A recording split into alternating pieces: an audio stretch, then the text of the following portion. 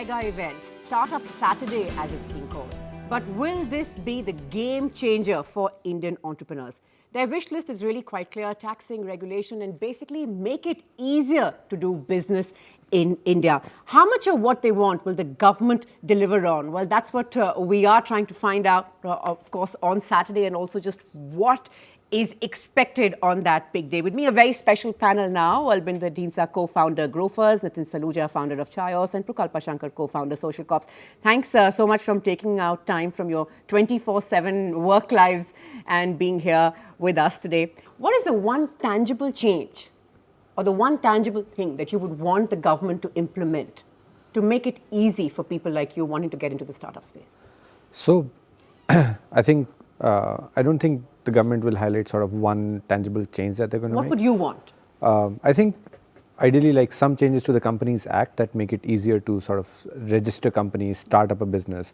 Because it's, even though, we are in our home country and it's more or less a formality when you're starting a company to like register one and actually get started, it is still a very sort of, it's still a very poignant act of actually saying that, okay, now I have my own company and right now that process is actually very, very bad.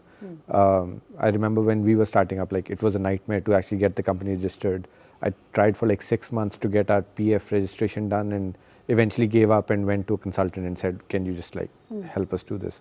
I think because there were too many windows that you had to go to, there was too much red tape involved? Actually, there was no lack of information on what you had to do, right? I was willing to get the hands dirty and say, yeah, we will get this done. But I didn't have a central source of even information to say, like, these are the steps you need to follow and this will get done, right? Even if you followed the steps that you usually heard, it would still not get done. And so I think that would be actually a very good sort of tangible step that would send a very positive signal into the market, that the government is actually not just sort of, paying lip service, but doing something tangible to change the way that companies start over here. Right. And you were telling me, Prakalpa, about just the kind of paperwork, just adding on to what Albinder is saying, the kind of paperwork that sometimes it involves to be in business. Yes, I mean, I've had the chance to do business both in Singapore and India. And I remember when we were starting up in Singapore, I think it took a day for us, in spite of not being, Singapore citizens and all of that, it took us a day to actually put in our papers and we had a company.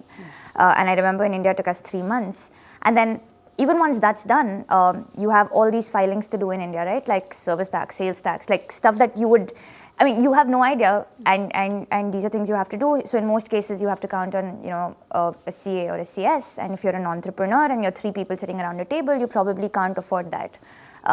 And it just becomes incredible. And you can't spend 1/3 of your time doing filings. You probably want to build a business. So I think probably, stuff like first 3 years exempt on audit returns, stuff like that would be really, really useful. I know a lot of other startup ecosystems around the world do that. Then what's your experience like? What was sort of the most challenging thing along the way? So as Albinder said, registering a company, once you get past that challenge, running a company on day-to-day basis because of so many different kind of taxes, interstate tax exchanges, so many forms to be filled out, so many notices that you get because you've just forgotten one simple form that was supposed to be used from transferring goods from one state to the other. I went through a similar situation for PF registration, and if there could be a single window clearance, I know we've talked about it a lot, but now that finally people are talking about startups, at least if for startups there could be a single window clearance, it would make our lives much, much, much easier. Because it takes a fair bit of time when you have a set kind of a corporate culture where you have, say, a CFO taking care of CFO and his team taking care of all of those regulation requirements that are to be done till the time you don't reach there, you are the one who is responsible for all of it. And as Prakalpa said, we would not really want to like spare an hour out of our week schedule to take care of those things. It should be as simple as it can possibly be. That's what will make a huge difference for a lot of people in starting up and doing business without fear of going wrong. And that, of course, has been on the list of things that we believe that the government sort of is actively considering, just on how to ease this, the way of doing business in this country, which has sort of been, we figure so poorly on those World Bank reports on the ease of doing business. But what along the way has been most frustrating, Albinder? Along the way, did you sort of ever have these moments where you almost gave up, wanted to give up, or wasn't sure how long, or weren't sure how long you would carry on? So I think the biggest, the most frustrating thing for us throughout this journey has been sort of dealing with regulation that is clearly very, very archaic and not built for sort of the age that we are in right now, right? So, I mean, very simple example is we still have to maintain records of like employee timesheets on paper because we have a lot of guys who are working on the field. So even though we are a technology company, we have fingerprint readers which take automatic attendance. It doesn't actually matter. Like all our systems, their salary payouts, all that for us internally work on an electronic system so that we don't have to keep a paper trail and like try to, and for us that's more manageable. But just for government regulation, every single warehouse we have, every single delivery station we have, it has a register where the person has to check in and check out. And if somebody like forgets to check in and check out of that, or that register is not maintained properly, then the labor inspector can come in and then like you suddenly have a notice on your hands, right? But it is absolutely unnecessary, right? You would have thought that would have gone away like 10 years ago when biometric came in, but it's still there and it hasn't been changed, and you wonder why. We wonder why. We hope that the government's listening. That this is the kind of things that you're talking about that need to be eased out. Prakalpa, what about you?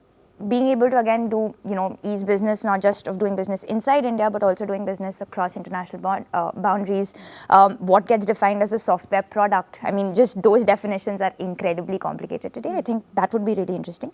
The second perspective is, so Social Corps works with the government, right? Like, so one of our largest kind of partners out there is the government. And I think and if we have to start solving problems like, can you make these systems more, technology based? Can you need to be able to have good, innovative people solving those problems inside of the ministry.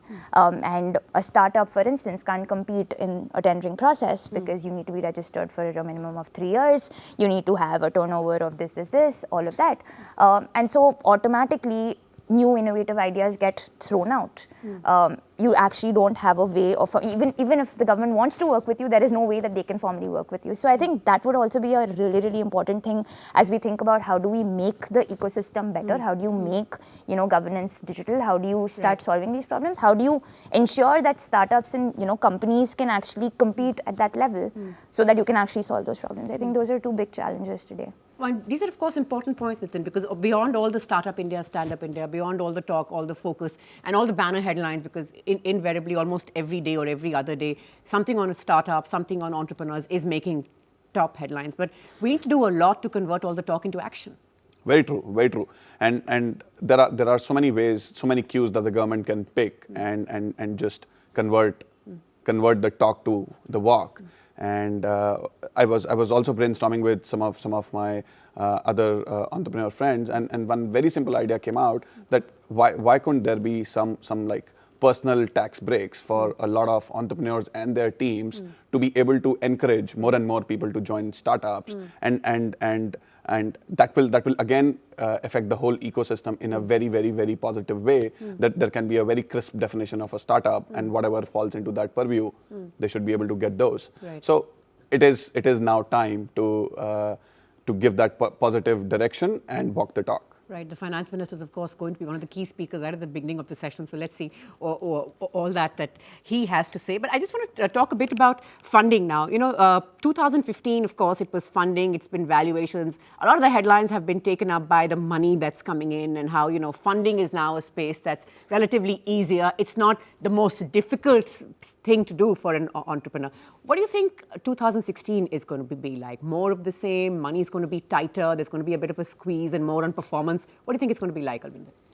So I think later stage companies are going to find that the money is going to start coming in a lot earlier for them, because typically I think it's a correction cycle of where sort of valuations are getting out of hand, and they were basically everybody was getting funded. You agree they were getting out of hand? Yeah, they were. Absolutely. I mean, we can't put our head in the sand and say that no, everything was rational. It wasn't rational, but basically sort of that's the sort of first out and first in money that you will typically see, that the late stage money goes out first because the valuations suddenly bloat up, and then the market corrects itself. The early stage guys also struggle, but late stage money is also the first one to come back in because companies typically that get to that point have a higher chance of survival. I see. They already have some business model down. They are doing well on unit economics. So I think we will start seeing that money pour in relatively quickly over the first half of the year. Right. But I think, again. So money will come back. So there's money will come it's back. Okay. I mean, look, money will follow returns, right? Right. India is still a very growing market, especially if you look at the tech-enabled sectors, if you look at sort of consumer consumption. The macro factors are all there for a case to be made that this is going to be the one place where you are going to generate returns over the next few years. So people will invest in that, right? The only thing is that the ecosystem will keep going through corrections. It will keep going through up and down cycles, right?